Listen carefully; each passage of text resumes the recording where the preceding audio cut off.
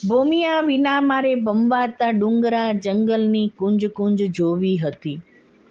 સંત આન્ના શાળામાં વર્ષ 2023-24માં સંસ્થાના મેનેજર સિસ્ટર મેરી અને શાળાના આચાર્ય સિસ્ટર નયના દ્વારા સ્ટાફ પિકનિકનું આયોજન કરવામાં આવ્યું હતું.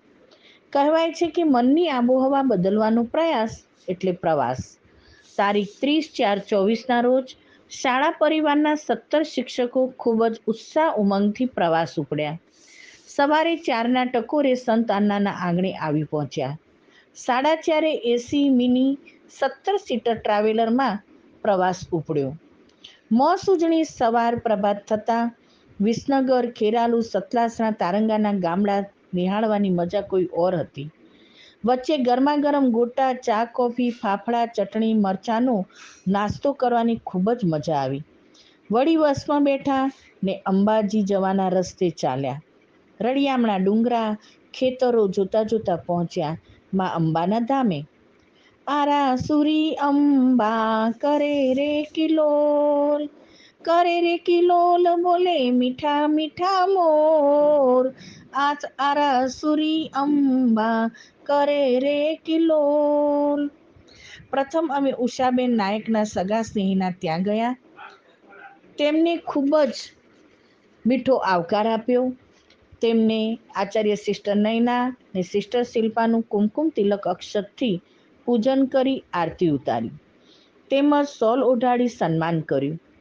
શિક્ષકોને આઈસ્ક્રીમ ખવડાવી ધન્યતા અનુભવી. તેમનો પ્રેમ ભાવ જોઈ અમે સૌ ખુશ થઈ ગયા હતા. ત્યાંથી માં અંબાના દર્શન કર્યા. દર્શનનો લાવવાનો આનંદ અનેરો હોય છે. તેનું વર્ણન અવર્ણનીય હોય છે. ત્યાંથી અમે પહોંચ્યા આબુ. આબુ તળેટીથી પર્વતના ઢોળાવો ચડતા કુદરતી સૌંદર્યનો આનંદ લૂંટ્યો.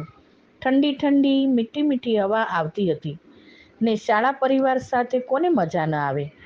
આબુ ગયા પછી સુંદર હોટલમાં ટેસ્ટી ગુજરાતી ભાણું ધરાઈને ખાધું ને ધરાઈને છાશ પીધી. પરિવાર સાથે જમવાની મજા કંઈ ઓર જ હોય છે.